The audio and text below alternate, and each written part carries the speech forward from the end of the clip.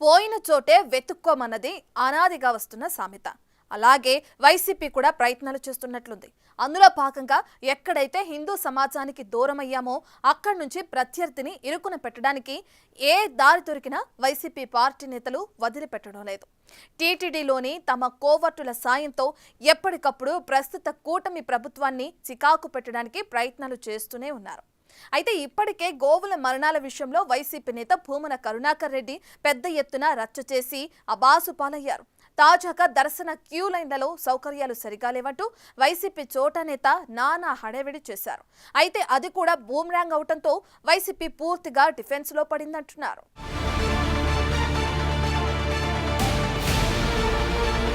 రాష్ట్ర వ్యాప్తంగా గత ఎన్నికల్లో చావు తప్పి కన్ను లొట్టపోయింది వైసీపీకి. దాంతో వైసీపీ అధ్యక్షుడు జగన్ తనపై కూటమి నేతలు వేసిన హిందూ మత వ్యతిరేక ముద్రను తొలగించుకునేందుకు హిందూ దేవాలయమైన తిరుమల క్షేత్రాన్ని టార్గెట్ చేస్తూ ప్రమాదకరమైన మత రాజకీయాలు ప్రోత్సహిస్తున్న అభిప్రాయం వ్యక్తమవుతుంది. కల్తీ నెయ్యి వాడకంతో గత ప్రభుత్వం తిరుమల శ్రీవారి ప్రసాదమైన లడ్డూలో అభ్యంతరకరమైన అవశేషాలున్నాయని తాజా విచారణలతో రుజువవుతుంది. అంతకంటే ముందు తిరుమల శ్రీవారి బ్రహ్మోత్సవాల్లో సైతం సతీ సమేతంగా పాల్గొనేందుకు ముఖ్యమంత్రి హోదాలో జగన్ దూరంగా ఉండి విమర్శల పాలయ్యారు.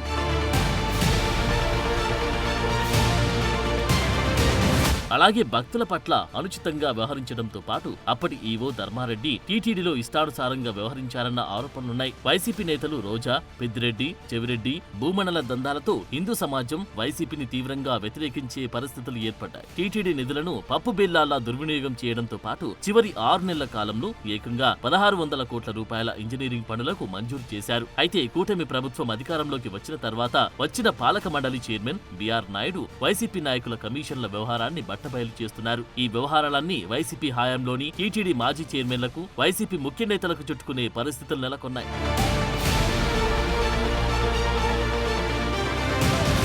గతంలో తాము అధికారంలో ఉన్న సమయంలో టీటీడీలో అభివృద్ధి పనుల పేరిట కోట్లాది రూపాయలు కమిషన్ల రూపంలో కాజేయడం, టీడీఆర్ బాండ్ల రూపంలో తిరుమల రోడ్ల అభివృద్ధిలో సుమారు 100 కోట్ల రూపాయలు గోల్మాల్ జరగడం, భూకుంభకోణాలకు పాల్పడడం తదితర అంశాలన్నీ ఎక్కడ బయటపడి తాము కటకటాల పాలు అవ్వాల్సిన పరిస్థితి వస్తుందేమో అని వైసీపీ నేతలు బెంబేలెత్తున్నారట. అప్పట్లో తిరిగి అధికారంలోకి వచ్చేది తామే అన్న ధీమాతో వారు ఇష్టానుసారం చెలాయించారు. తర్వాత సీన్ రివర్స్ అవడంతో టీటీడీని అడ్డం పెట్టుకుని రివర్స్ రాజకీయాలు చేస్తున్నట్లు అనేక ఘటనలు ప్రత్యక్ష తార్కాణాలుగా నిలుస్తున్నాయి.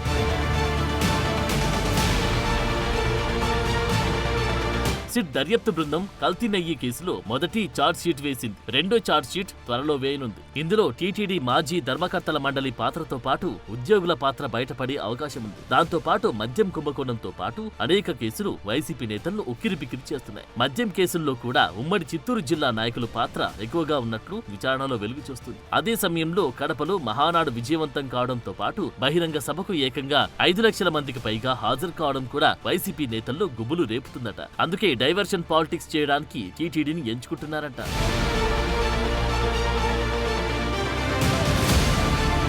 ఒంటిమిట్టలో సీతారామ కళ్యాణోత్సవం అత్యంత వైభవంగా గతంలో ఎన్నడూ లేని విధంగా నిర్వహించారు. సీఎం చంద్రబాబు సతీ సమేతంగా కళ్యాణోత్సవానికి హాజరయ్యారు. అప్పుడు గోశాలలోని ఆవుల మరణాలపై టీటీడీ మాజీ చైర్మన్ భూమన కరుణాకర్ రెడ్డి చిట్టా విప్పారు. 3 నెలల్లో 100 ఆవులు మరణించాయని ఆరోపించారు. అయితే వైసీపీ పాలనలో నెలకు ఎన్ని ఆవులు మరణించాయనే విషయాన్ని మాత్రం వెల్లడించలేదు. ఆ క్రమంలో కూటమి ప్రభుత్వంతో పాటు టీటీడీ కూడా గత డైరెక్టర్ హరినాథ్ రెడ్డి వ్యవహారాలు బయటపెట్టడంతో అది వైసీపీకి బూమరాంగ్ అయి అబాస్పాలైంది.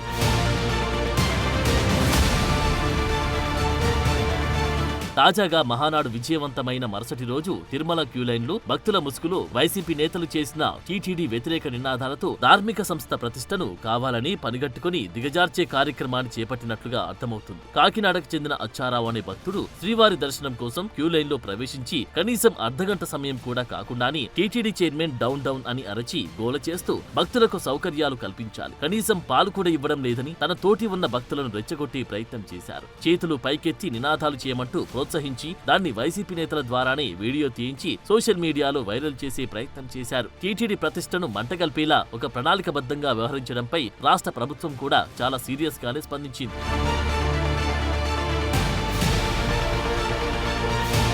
అదే అచ్చారావు చివరికి స్వామివారి దర్శనం చేసుకుని ఆలయం వెలుపలకు వచ్చిన తర్వాత తాను పొరపాటు చేశానంటూ తనకు జ్వరం వచ్చినందున ఏదో ఫ్రస్ట్రేషన్ లో మాట్లాడానని, అనవసరంగా ఎంతో పెద్ద మనిషి అయిన టీటీడీ చైర్మన్ పై అనవసరంగా నోరు జారానని క్షమాపణలు చెప్పుకున్నారు. టీటీడీ సౌకర్యాలు అన్ని బాగున్నాయని, స్వామివారి దర్శనం కూడా చాలా బాగా జరిగిందని, ఇంకెప్పుడు ఇలా జరగదంటూ బహిరంగంగా క్షమాపణలు చెప్పారు. కొంచెం ఈ ఫీవర్గా ఉండడం వల్ల ప్రెస్టేషన్లో ఉండి నేను కొంచెం తప్పుగా మాట్లాడడం జరిగింది. ఫుడ్ అందరికీ ఇక్కడ ఆ తర్వాత తెలుసుకుంటే ఈ రోజు 1,00,000 మంది పైగా భక్తులు వచ్చారని చెప్పేసి తెలిసిందండి. నేను కూడా రియలైజ్ అయ్యాను. అటువంటిది అలాగే ఇటువంటి పవిత్రమైనటువంటి దేవాలయంలో నేను ఈ విధంగా మాట్లాడటం నేనే ఎంతో షాప్కి కూడా గురవుతున్నాను. అలాగే పెద్దయిన పూజ్యులు మన చైర్మన్ గారు కూడా ఇందులోకి తీసుకొచ్చినందుకు నేను ఎంతో బాధపడుతూ వారిని కూడా మనపూర్వకంగా క్షమించమని, అలాగే అధికారులు కూడా వారు అహర్నిశలు శ్రమించి ఈ యొక్క దేవాలయంలో సేవలు చేస్తున్నప్పటికీ నేను కొంచెం తప్పుగా మాట్లాడడం వల్ల అధికారులను కూడా క్షమించమని కోరుతున్నాను. అలాగే పూజ్యులైనటువంటి ఈ యొక్క ఆలయ చైర్మన్ గారిని కూడా నేను నా పొరపాటుని ఇటువంటిది ఎప్పుడూ నేను చేయలేదు. ఈ పొరపాటుని మరి వారు మన్నించవలసిందిగా కోరుతాను. అసలు ఆ భక్తుడు ఎందుకలా అనవసరంగా రెచ్చిపోయాడు అనే దిశగా టీటీడీ విచారించడంతో అసలు విషయం వెలుగు చూసింది. వైసీపీ కుట్రకోణం బయటపడింది. ఇంతకీ తిరుమలలో నిన్న క్యూ లైన్ లో హడావిడి చేసిన వ్యక్తి కాకినాడ రూరల్ కి చెందిన వైసీపీ నేత జగన్ రెడ్డి ప్రియ శిష్యుడు. ఇతని పేరు బద్దిలి అచ్చారావు. వేణుగోపాలస్వామి ఆలయ చైర్మన్ గా 2022లో జగన్ రెడ్డి పదవిని ఇచ్చారు. ఆ అచ్చారావే తిరుమల క్యూ లైన్ లో సౌకర్యాలు లేవంటూ నానా హడావిడి చేసి వివాదం సృష్టించాలని ప్రయత్నించాడని తేలింది. ఈ మొత్తం వ్యవహారాన్ని వెలికి తీయడంతో సంబంధిత వైసీపీ కార్యకర్త తన తప్పు తాను ఒప్పుకొని క్షమాపణలు కోరక తప్పలేదు. అయితే ఆ వ్యవహారాన్ని టీటీడీతో పాటు సీఎం చంద్రబాబు నాయుడు, మంత్రి నారా లోకేష్ సీరియస్ గా తీసుకున్నారంట. ఆ క్రమంలో స్థానిక వైసీపీ నేతలు సదరు హడావిడి వీడియోలతో సోషల్ మీడియాలో హడావిడి చేసి తర్వాత వాటిని తీసివేశారు.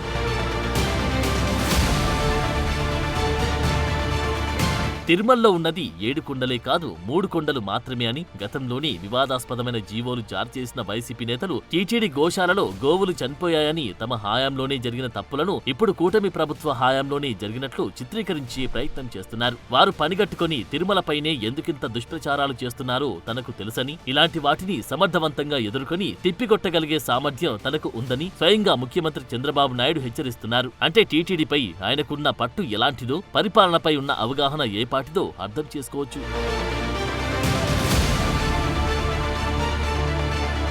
క్యూ లైన్ లో భక్తుల ముసుగులో వైసీపీ చేసిన విష ప్రచారాన్ని కేవలం గంటల వ్యవధిలోనే అడ్డుకట్ట వేసి వాస్తవాలను వెలికితీసి చాకచక్యంగా వ్యవహరించిన టీటీడీ అధికారులు తదుపరి దిద్దుబాటు చర్యలు కూడా చేపట్టారు. వాస్తవానికి కూటమి ప్రభుత్వం అధికారంలోకి రాగానే క్యూ లైన్ లో అనే కాకుండా అన్నదానం భవనంలో కూడా భక్తులకు అన్నప్రసాదాలు, పాలు అన్ని కూడా మంచి నాణ్యతతో రాజీ లేకుండా భక్తులకు అందిస్తున్నారు. అన్నదానంలో అదనంగా భక్తులకు వడలను కూడా వడ్డించే కార్యక్రమాన్ని కూడా ప్రవేశపెట్టారు. గత ప్రభుత్వ హయాంలో క్యూ లైన్ లో భక్తులకు ఈ స్థాయిలో అన్నప్రసాదాలు అందించే పరిస్థితిపై పునఃసమీక్షించి వృధా ఖర్చు అవుతుందని భావించి భక్తులకు అన్నప్రసాదాన్ని క్యూ లైన్ లో అందించకుండా చేశారు. సీఎం చంద్రబాబు భక్తుల కోసం ఎంత ఖర్చైనా పర్వాలేదు, క్యూ లైన్ లో నిరంతరం ఆహార పదార్థాలు, అన్నపానీయాలు అందించాలని ఆదేశాలు జారీ చేశారు.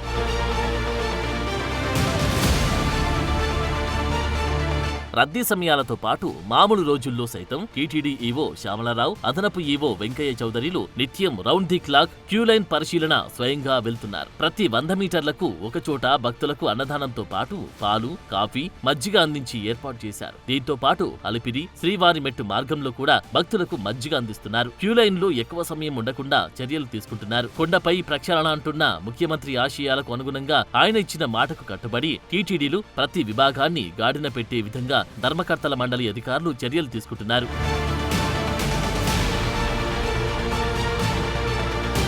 ఇప్పటికే వీఐపీ బ్రేక్ దర్శనాల సమయాన్ని సామాన్య భక్తులకు అనుగుణంగా మార్పు చేసి వారికి స్వామివారి దర్శనాన్ని మరింత ఎక్కువ సమయాన్ని కేటాయించేలా మార్పులు చేశారు. వీఐపీల అతిథి భవనాలన్నిటికీ భగవంతుడి పేర్లు మాత్రమే ఉండాలని నిర్ణయం తీసుకుని అమలు చేశారు. టీటీడీలోని 44 విభాగాలను ఒక్కొక్కటిగా సమీక్షిస్తూ వాటిని అత్యుత్తమ సేవలకు నిలయంగా ఉండేలా మార్పు చేస్తూ టీటీడీ నిధులను ఏమాత్రం దుబారా కాకుండా ధార్మిక సంస్థ ప్రతిష్టను ఇనుమడింపజేసేలా టీటీడీ చైర్మన్ బిఆర్ నాయుడు దృష్టి పెడుతున్నారు.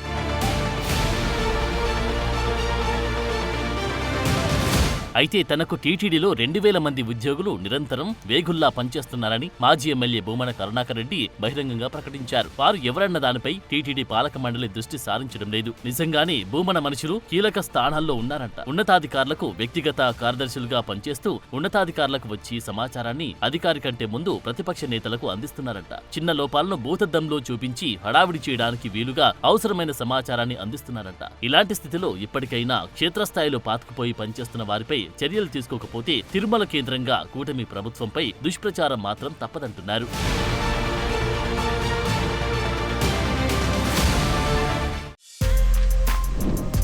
For more videos like this, subscribe Big TV channel.